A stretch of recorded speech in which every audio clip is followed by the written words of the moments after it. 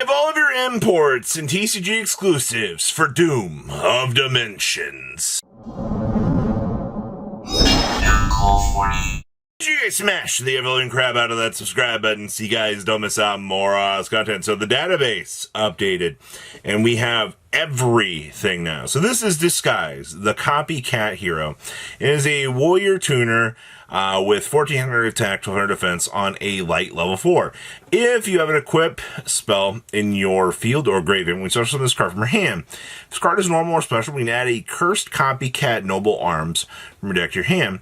And while this card is equipped with an equip card, you can target one non-warrior monster on the field with a level.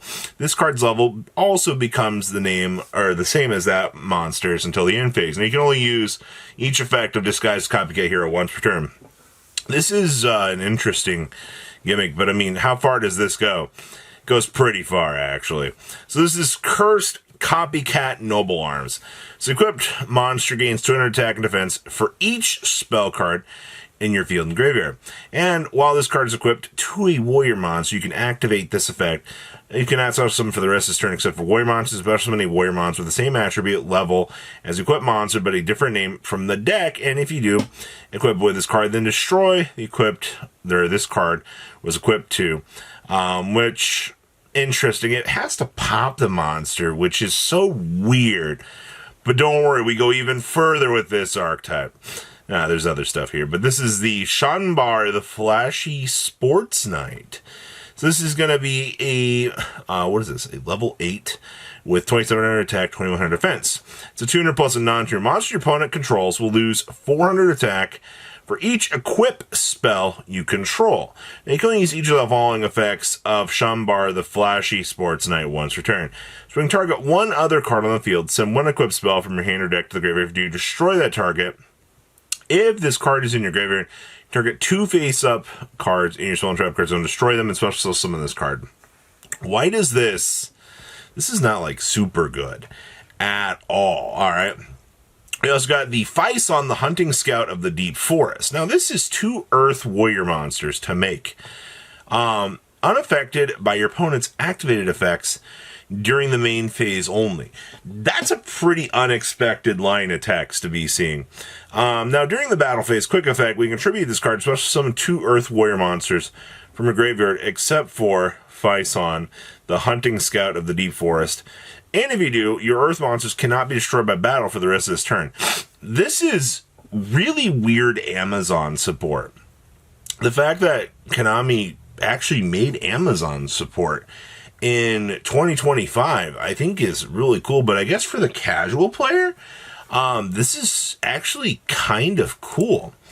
And then we also have Chevruli, the Hunting Scout of the Deep Forest. This is going to be a level 5 or higher Earth Warrior, plus a Earth Warrior monster itself. I guess this is also supposed to be like Lava Battle Guard support as well, but it also doubles as like Amazon based on the typing. So this is unaffected by the activated effects during the main phase only. Your opponent's monsters that can attack must attack the monster you control with the highest attack, their choice if tied. When another Earth Warrior monster you control destroys an opponent's monster by battle, you can special summon you can special summon a Earth Warrior from your graveyard or banishment. That's actually pretty good. It actually gives you some major floatability. I don't know, these cards aren't good, but like, if you're an Amazon player, this is probably the most active support you've gotten in years.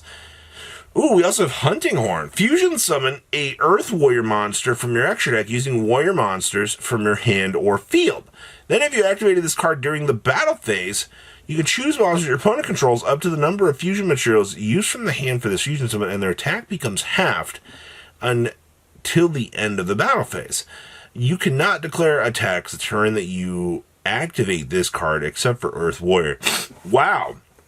That actually is such a punishing downside that you can't attack with anything else the whole turn. Wow, yeah, that reeks of TCG exclusive design. Lycoris, the Lily Reaper. This is a level 5 synchro with 800 attack and 2400 defense. If a monster or monsters is sent from the field to your opponent's graveyard While this card is in your monster zone, even during damage tap, you can gain life points equal to one of those monsters' attacks in their graveyard. If your opponent takes effect damage while this is in your graveyard, except during damage tap, we can banish this card. Send a monster from your field to the graveyard with attack less than or equal to the difference of life points between yours and your opponent's. Huh. That's an interesting card. Also, 800 attack points is nothing too crazy to laugh at.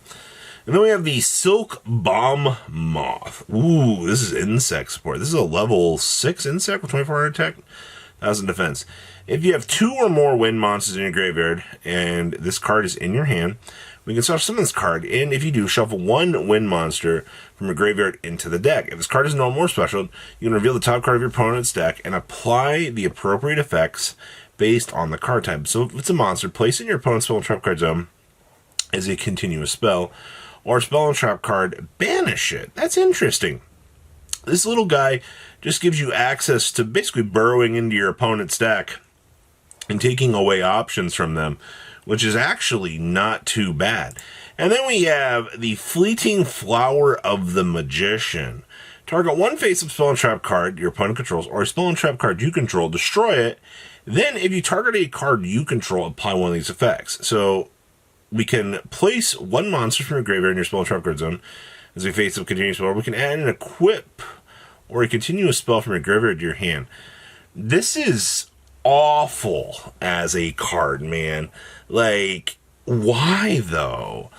Okay, well, we also had the RB stuff. RB Lambda Cannon said, if this card is normal or special, we can target an RB monster in your graveyard, except for Lambda Cannon, and add it back to your hand. And then when this card is linked to an RB Link monster, you can pay 1200 to destroy this card, and if you do, look at your opponent's hand. Then you can also summon 1 monster from their hand to their field, but negate their effects. Now, obviously, this card is pretty good for at least forcing the opponent to have to call a friend onto the field so you can play the game. Lambda Blade, on normal or special, you can send an RB card from your deck to the graveyard, except for Lambda Blade. And then during your opponent's main phase, if this card is linked to an RB Link monster, you can pay 14 to target 1 monster your opponent controls, destroy this card, and if you do, you have to take control of that card, but destroy it during the end phase. The fact that you have a pop, a mind control, you're getting a lot of good options from your opponent. Ooh, the Pile Bunker. So if you control no face up or only face up cards or RBs, free special summon. You always have to summon one of these once per turn this way, and then when this attack is declared involving an opponent's monster, and the RB Brute Blues that points to this card, you can pay 1500 to destroy all monster opponent controls and this card. Realistically, I don't really think that's going to come up all that much. And then Shepherd's Crook, which was 2+ monsters, including an RB, gains 500 attack for each monster you control, except this card. You only use each of the following of Shepherd's Crook once per turn. And then during your main phase, you can set an RB trap card from your deck or graveyard. And during your opponent's battle phase, you can target 3 level 3 or higher RB in your graveyard, place 2 of them in the bottom of the deck, and special summon the other. I don't really see myself making this, man. The continuous stuff, RB operation test. On activation, we target a level 3 or higher RB in the graveyard, special summon it, and you can target any number of RB monsters you control, gain life points equal to the original attack, and then they go back to the hand or extra deck, and then you special summon an RB from the hand. That's so weird. And then last stand, we special summon an RB from the deck, extra deck, or graveyard with a different name than the cards we already control. But for the rest of this turn, after this resolves, no special summon from the extra deck except for 1500 or less. And if opponent activates a card or effect targets an RB monster you control and banishes from the graveyard to negate that effect. And then we had the next phase, which was your counter trap card. When opponent activates a monster effect while you control an RB monster, destroy 1 monster you control. And if you negate that activation, if you do destroy that card, and then gain 2k life points. It was okay. Ooh, imports! Lunar Rabbit Omyanji is like 100 years too late for Blue Eyes. I mean, I'm happy with this. We also have the Horned Brute Carnivorous. This is a tuner plus a non-tuner. During the battle phase, quick effect, after this effect resolves, sync or summon a monster using a, you have to special summon a dinosaur. Ugh.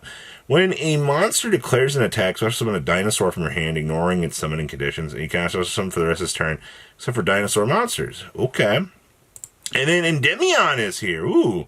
It's 2 monsters, including a level 4 spellcaster. On link, summon target a Magistus you control. Equip it with a spellcaster monster from graveyard to banishment. As an equipped spell during the main phase, target 1 spellcaster monster card in your spell and trap card zone. Treat it as an equipped spell and return it to your hand. I mean, hey, free bounce back. And then Double Fusion is here. Pay 5, fusion summon a fusion monster from your extra deck using monsters from your hand or field. Then you can fusion summon 1 more fusion monster using monsters from your hand or field. You gotta love this. But those are all of our exclusives and imports for this set. What do you guys think? Please leave a comment down below what you guys think, and I'll see your beautiful faces back here later today, guys. Patrons, thank you.